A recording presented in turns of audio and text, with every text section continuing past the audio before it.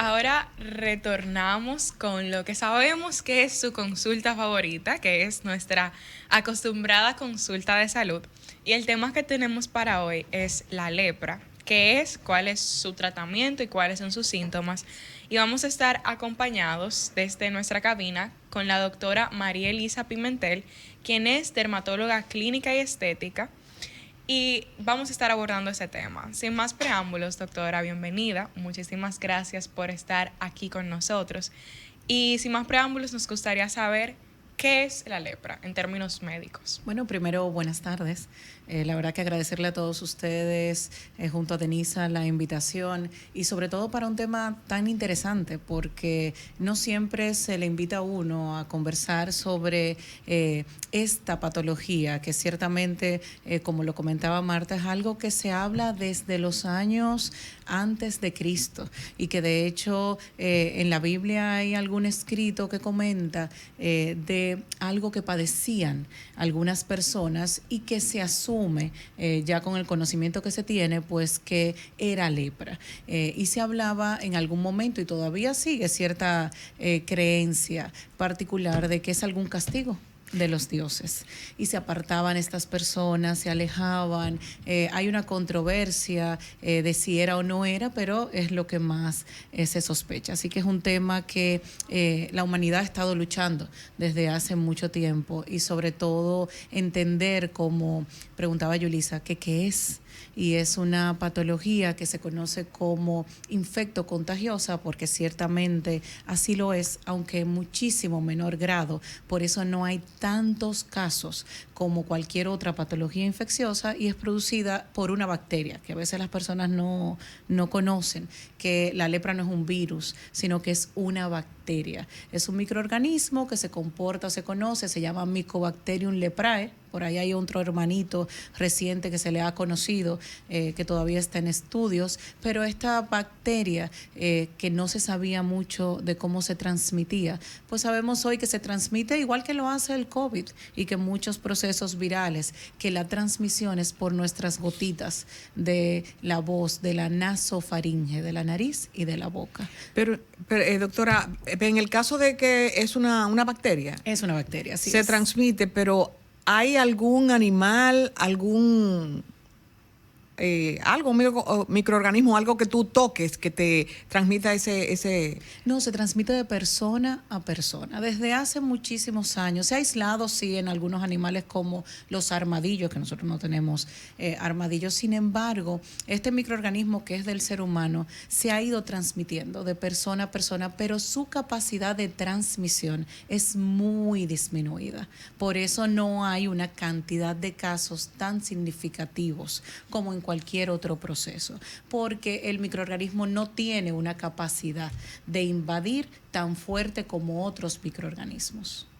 En el caso de la República Dominicana, yo no he visto, no sé cuáles son las estadísticas de personas con este tipo de enfermedad. Si usted me pudiese decir las estadísticas y qué órganos afecta la lepra.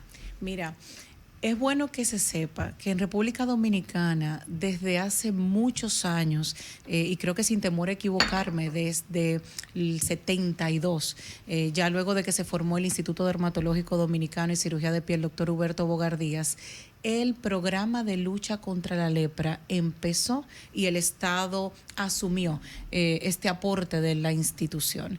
Y el programa de lucha contra la lepra nacional, que se lleva desde el Instituto Dermatológico, primero es uno de los que más se renombra en la región, en toda Latinoamérica, porque es altamente efectivo. Nuestro instituto dermatológico, a través del programa de lucha contra la lepra, tiene un programa que de verdad es envidiado en muchos lugares. Se desarrolló hace muchísimos años, es impresionante la labor que ahí se realiza, y actualmente la tasa de casos de lepra reportados generalmente al año va entre 90 a 100 casos. Claro que hay que entender que a nivel mundial esta situación del COVID marcó una diferencia significativa en todo lo que tenía que ver con estadísticas en medicina, porque sabemos que los pacientes se quedaron en casa. Sí. Y el acceso muchas veces a los sistemas sanitarios estuvo muy enfocado en conocer y saber y detener lo que era esta situación tan difícil que vivimos todos nosotros. Entonces, las estadísticas cambiaron un poco.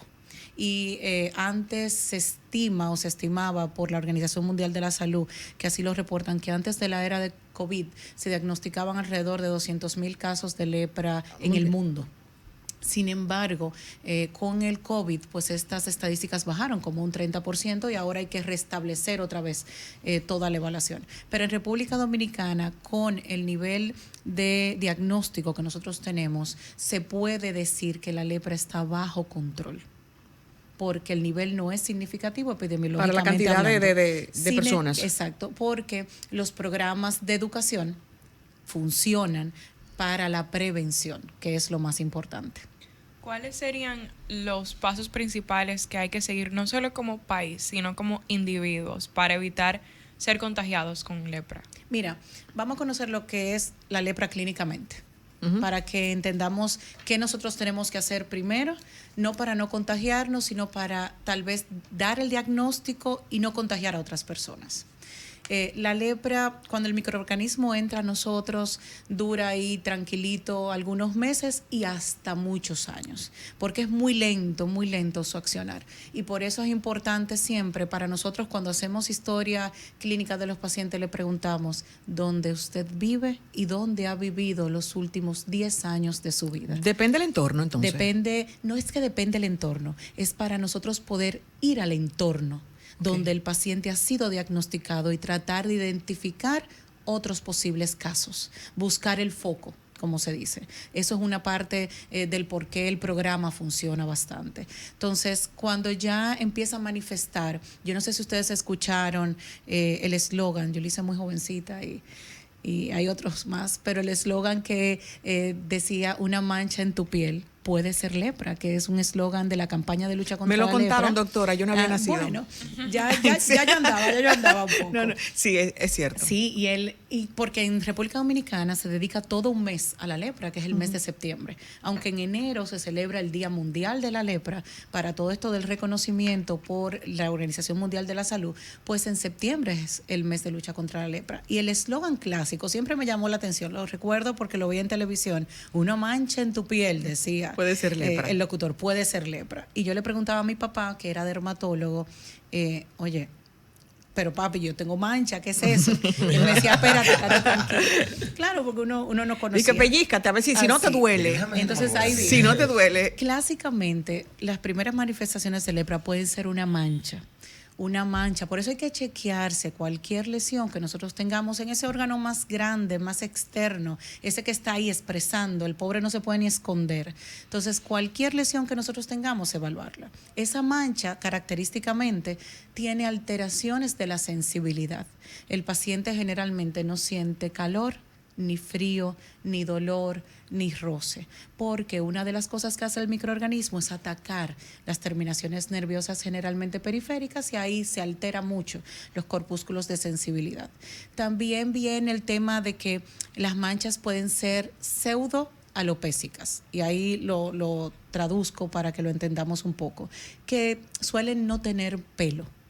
El pelito, si está en una zona de pelo, pues suele no verse, porque tiene, pero no lo vemos. Ahí, en este sentido, pues son alopésicas, no vemos el pelito en las manchas. Entonces también es una característica para nosotros decir, bueno, pero ¿qué manchita me ha tumbado mi pelo? Algo puede estar pasando. Ya después, pues puede desarrollar el paciente, o también, dependiendo la clasificación o manifestación, como unas especies de nodulitos o de gomas, tumores, para que la gente entienda, como algo que protruye de nuestro cuerpo. Y también es una característica que la vemos con mucha frecuencia. Entonces, clínicamente, desde el punto de vista cutáneo, eso es lo primero. Porque ya cuando vienen situaciones pues adicionales y peores, hasta de discapacidad, generalmente ya el paciente advierte que algo tiene y quiere ir a evaluárselo. Yo preguntaba, que quedó en el aire, doctora, y me perdonan, Melissa, es para que unir con alguna pregunta los órganos que afecta. Melissa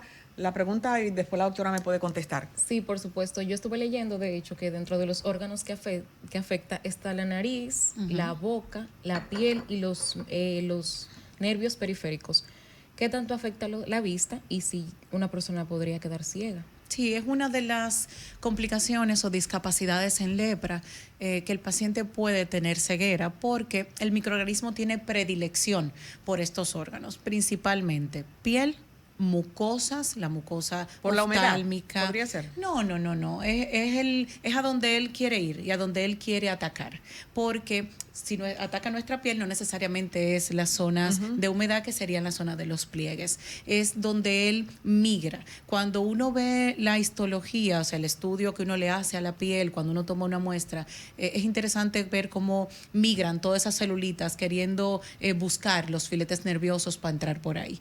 Entonces, la piel es el órgano como principal que ataca. Está la parte de la mucosa nasal, la mucosa oral, la mucosa de nuestros ojos, y el paciente con alteración al nivel de las terminaciones nerviosas oftálmicas puede tener ceguera. Con el tema de la pérdida de sensibilidad y de la situación que ocurre en los nervios periféricos, es como los pacientes diabéticos, que al no sentir esa molestia, no sienten dolor, nada, entonces todo el tiempo puede ir habiendo un deterioro a nivel de nuestros dedos, sobre todo nuestras manos, nuestros pies. Uno va viendo muchas veces esos pacientes que se consume un poco el tejido y que incluso se producen heridas. El paciente diabético siempre se le comenta: oiga, ¿cómo le pasó esto en el pie? Y el paciente te dice: doctora, no la verdad que no lo percibí, yo no sentía nada, yo vengo porque ahora me huele distinto y diferente, pero no siento dolor. Y eso es algo que se comparte también con los pacientes de lepra. En el caso de que se trasladan para donde vive el paciente, y como decía, que dura mucho tiempo para la transmisión, ¿cómo puede vivir una familia con un paciente con lepra? ¿Cuál es el protocolo para esa familia? Muy interesante, sobre todo desde el punto de vista de educar. Primero, la lepra se cura completamente. Eso es lo primero que hay que entender. Si se diagnostica a tiempo, es una de las patologías que se cura sin dejar discapacidad. Porque una vez que la discapacidad pues se instaló, ya lamentablemente pues ese daño queda permanente. Pero si se diagnostica, se cura. El tratamiento gratuito en el mundo entero. Eso es algo que es importante e interesante saber. Todos los países tienen disponibilidad donde hay programas de lepra, del tratamiento para la lepra de carácter gratuito. Entonces, ahí no tenemos una barrera. Tercero, eliminar el estigma. Porque esa pregunta que hacías, Marta, ¿cómo convivo con un paciente con lepra? Bueno, primero se sabe que alrededor de solo un 5% de la población mundial es susceptible al Mycobacterium. Y esto hace que se disminuya mucho el riesgo de contagio. Segundo, depende la variante de la lepra que desarrolla el paciente, depende la capacidad de contagio de ese paciente. Por ejemplo, la lepra tiene dos variantes que son estables, que nosotros le llamamos la lepra tuberculoide, no tiene nada que ver con la tuberculosis en lo absoluto. Por eso abrí los ojos. Vamos a dejarla tranquila, pero como ciertas manifestaciones se pueden parecer a una tuberculosis, entonces desde el punto de vista incluso histológico se le llama tuberculoide. Es una forma tranquila, se conoce como forma benigna, estable de la lepra, donde el paciente presenta 5 lesiones con estas características y que no suele ir a más agresivo. Sobre todo se diagnostica, se trata y todo perfecto. Ya está la forma que se considera como más maligna o altamente contagiosa por la cantidad de bacilos, que es la lepra lepromatosa. Entonces, si en casa yo tengo un paciente que se diagnosticó con lepra tuberculoide, no tengo ninguna preocupación. Primero, porque me van a mandar a llamar para evaluarme. Eso es algo importante. Dentro de los programas se llama a toda la familia para que se evalúe si ha habido algún contagio. Segundo, ya sabemos que ese paciente, su capacidad de contagio es muchísimo menor.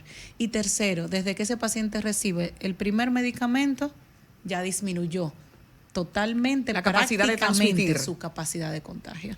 Y en lepra lepromatosa pasa exactamente igual. El paciente recibe su tratamiento supervisado y baja su carga de manera importante de transmitir esa patología. Bueno, vamos a una pausa. Vamos a colocar los teléfonos para que nuestros oyentes le hagan pregunta a la doctora. Adelante, Romer. Estás escuchando Sábado de